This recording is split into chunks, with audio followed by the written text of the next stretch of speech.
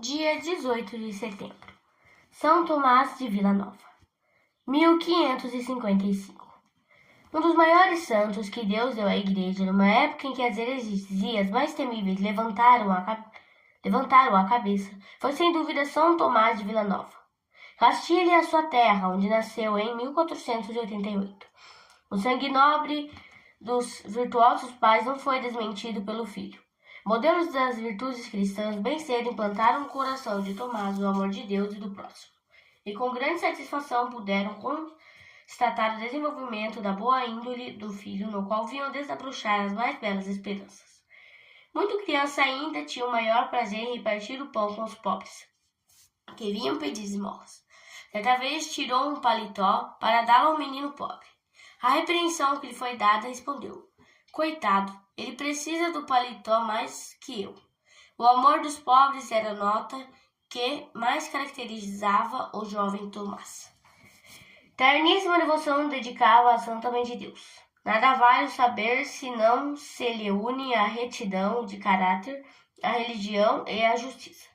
Esta máxima já a conhecia os pais de Tomás e cristãos convictos que eram, com empenho traçaram os planos de bem lhe formar o coração na educação religiosa. Os raros talentos de Tomás facultaram-lhe fazer progressos admiráveis nos estudos. A passos de gigante, palmilhou as luminosas sendas do saber e, contando apenas 26 anos, foi-lhe conferido o grau de doutor em filosofia e teologia. Em todo esse tempo de estudante, rodeado de perigos iminentes, conservou intacta a pureza do coração, não desprezando, para alcançar tão augusto fim, os meios que a religião e o exemplo dos santos lhe indicavam. Pela morte do pai, tornou-se proprietário de uma grande casa que recebeu o destino de hospital, dotado de rico patrimônio.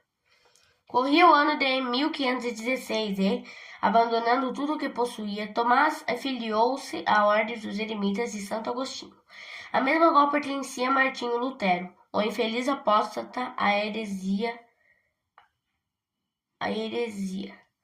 Quis a divina providência que a entrada do santo homem coincidisse com a época da saída de Lutero. Acostumado havia mais tempo às asperezas de uma vida de penitência, facilmente se conformou com as práticas da vida monástica, tanto que os companheiros de ordem nele viam o modelo mais perfeito do religioso. Com grande proveito para a ordem, ocupou diversos lugares elevados na administração da mesma. Orador de facundia e de unção de verbo fácil, fluente, era Tomás muito festejado. O imperador Carlos V foi um dos seus admiradores e nomeou pregador da corte real. Perguntando-se-lhe um dia qual a fonte de onde tirava tão sublimes conceitos e quem lhe dava tanta força à palavra, Tomás apontou para o crucifixo, afirmando que a escola do pregador era a cruz de Nosso Senhor Jesus Cristo. Vagou a sede arcebispocal de Valença, mas que clara se manifestou a vontade de Deus na vocação de Tomás. Superiores, imperador, clero e povo, todos foram unânimes em indicar o nome do humilde frade para sucessor do pastor falecido. Se bem que, com muita relutância, Tomás aceitou o espinhoso cargo, reconhecendo na decisão dos superiores a vontade de Deus. Seria querer encher livro se tensionasse relatar o que Tomás fez em prol da diocese dos súditos. Todas as virtudes de que com razão se supõe possuidor um bispo da igreja, Tomás as possuía. Com toda regularidade visitava o arcebispado, tendo assim ocasião de conhecer bem o rebanho. Nessas visitas canônicas resultou um bem enorme para os fiéis e o clero. Por toda parte onde viesse, o santo arcebispo, pelo exemplo e palavra, animava os súditos ao fiel cumprimento das obrigações. Inúmeras foram as conversões que se registraram e povoações inteiras abençoaram a memória do santo pastor, por telas conduzido de novo ao caminho da virtude e santidade. A vida particular de São Tomás, ainda depois da elevação à dignidade episcopal, foi a de um simples frade. Tinha por lema: o que deve distinguir de um bispo são as virtudes e boas obras, não, porém, rico mobiliário, roupas finas, suntuosos edifícios, numerosa criadagem, mesa ocupada, etc. Com maior escrúpulo, observava as leis de jejum, não só da igreja como da ordem. Além disso, castigava o corpo com diuturnas e implacáveis penitências. A esta inclemência contra o corpo correspondia um grande amor aos pobres e necessitados.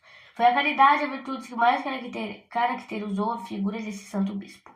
Quando, na tomada da posse, o cabido lhe fez a oferta de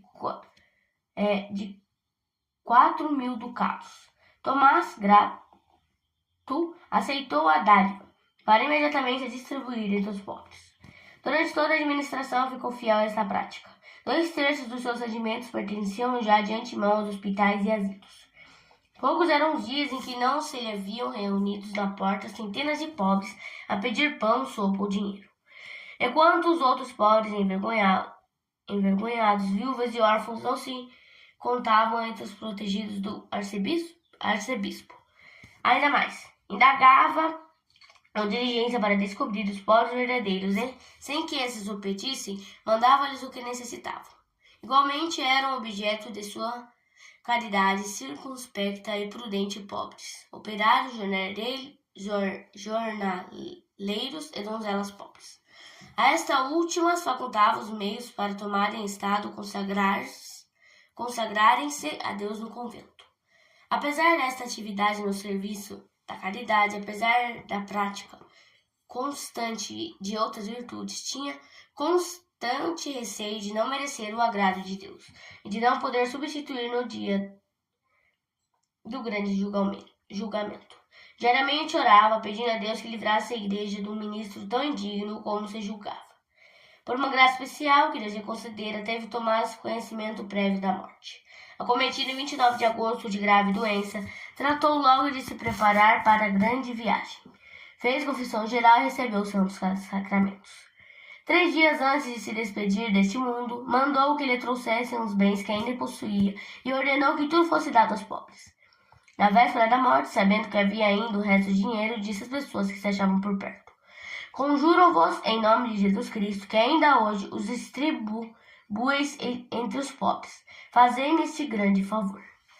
Sabendo depois que tudo, dinheiro e outros bens, tinha sido distribuído, dirigiu o olhar ao crucifixo e disse: Graças vos dou, meu Senhor Jesus Cristo, pela graça que me destes de morrer pobre. Os bens cuja administração me confiastes, dei-os todos aos pobres. Dos circunstantes, não havia quem, ouvindo essas palavras, não ficasse profundamente comovido. Desejava que fosse lembrado em sua presença o santo sacrifício da missa. É fácil imaginar-se com que devoção e recolhimento o assistiu. Durante a elevação da Santa Hóstia, lhe corriam as lágrimas dos olhos. A minha voz, e pausadamente, começou a citar o salmo. In te Domine speravi. Em vós, ó meu Deus, pus a minha esperança. Foram suas últimas palavras. Logo após a comunhão, exalava o Espírito, terminando a vida abençoada na idade de 68 anos. Tomás de Villanova morreu na festa da Natividade de Nossa Senhora, no ano de 1555, e o seu túmulo tem sido glorioso. Foi canonizado em 1658. Reflexões. Os santos tiveram compreensão nítida do dever de fazer caridade. São Tomás repartia com os pobres tudo o que possuía, para poder morrer tranquilamente. Quão diferente é o modo de pensar de muitos cristãos. Tempo e dinheiro tem para as vaidades, as comodidades e os divertimentos, sem se lembrar, entretanto, dos pobres e doentes, a que tanto bem podiam fazer, querendo. Que responderás ao teu juiz? Pergunta São Basílio. Se enfeitares as paredes de tua casa e não atenderes à nudez de teu irmão, se montares em soberbos ginetes quando teu irmão anda andrajoso, se deixares apodrecer os cereais no campo quando teu irmão não tem com que matar a fome, aos pobres não abriste tua casa, por isso conservar-se-á fechada para ti a porta do céu. Pergunta a tua consciência o que podes e deves fazer pelos pobres e observa o sábio conselho que o velho Tobias deu ao filho. Sê caritativo na medida das suas forças. Se tiveres muito, dá muito. Se tens pouco, do pouco que é teu, dá de boa vontade.